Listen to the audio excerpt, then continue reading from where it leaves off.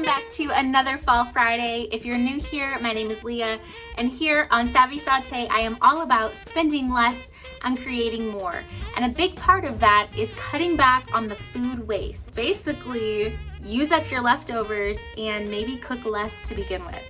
So if you're ready to learn some new recipes that you can implement this fall and holiday season using your leftovers from Thanksgiving and Christmas, let's get into the fridge, clean it out, and dig out our leftovers.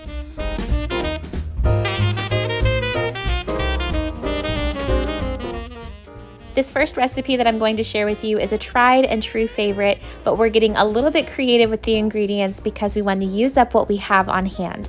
So I'm starting with turkey from the fridge from leftovers, gravy sitting here that was also leftover from Thanksgiving.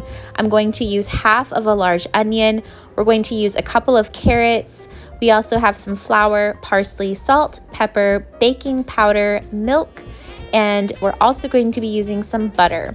So about 4 tablespoons of butter go into the stock pot to get melted, and we're going to chop up half of an onion and about 1.5 to 2 cups of carrots, depending on how much vegetables you like in your turkey and dumplings or chicken and dumplings.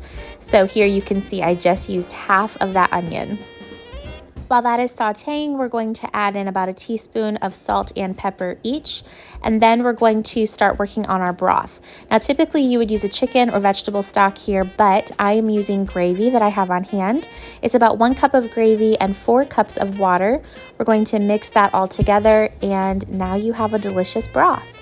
We're then going to add about 2 tablespoons of flour to help thicken it. So while the broth and everything is still cold, go ahead and add that in so it doesn't get too clumpy.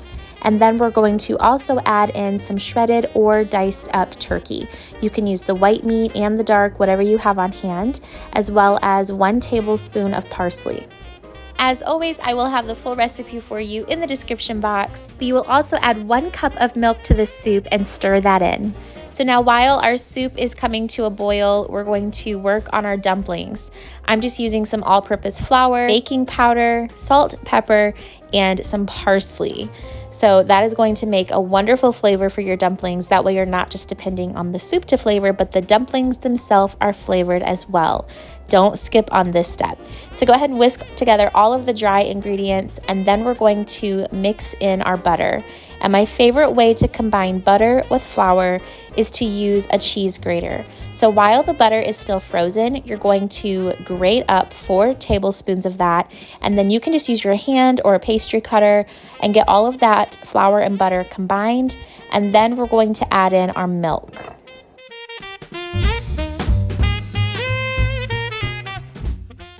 Once the dough is all formed together, we're going to cut them into the dumpling sizes that we want. Now you could of course make them as small or big as you want, and you can even roll them out and have more of a noodle shape if you prefer that. But I'm just going to cut them into a little bit bigger than bite-sized pieces.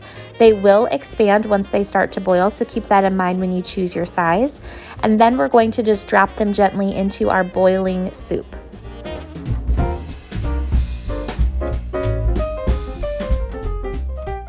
Once all of your dumplings are in the soup, cover it with a lid, turn it down to a low simmer, and let that cook for 15 minutes or until the dumplings are fully cooked all the way through. And you can use a knife, cut one in half just to make sure that they're no longer doughy. This creamy, slightly thickened, almost gravy-like soup is always such a hit in our house, such a comforting dish, especially in the fall and winter. Now, if you don't prefer to have your soup quite this thick, you just don't need to add the flour. Now we're going to be making some turkey cranberry bites, which will be perfect when you get back from Black Friday shopping or the day after Christmas when you just need something small in the afternoon. We're going to use up some more of that turkey that we have in the fridge with some cranberry sauce, some cream cheese or brie if you have it, and crescent rolls. That's literally it. We're going to start by forming each piece of the crescent roll into its own muffin cup, and then we're going to layer everything else on top of that.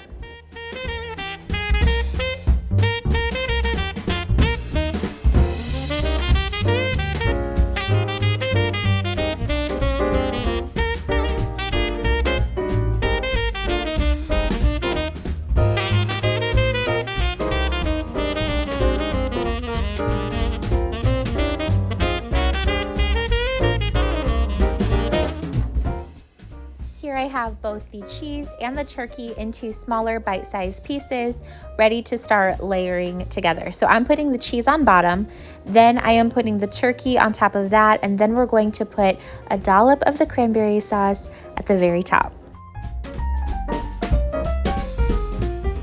We just need to place these into the oven at 375 degrees for about 11 to 15 minutes, depending on how long it takes your oven to get them nice and golden on the bottom like this. These are a little bit gooey, definitely sweet and savory, a wonderful hit, especially if you're on the go.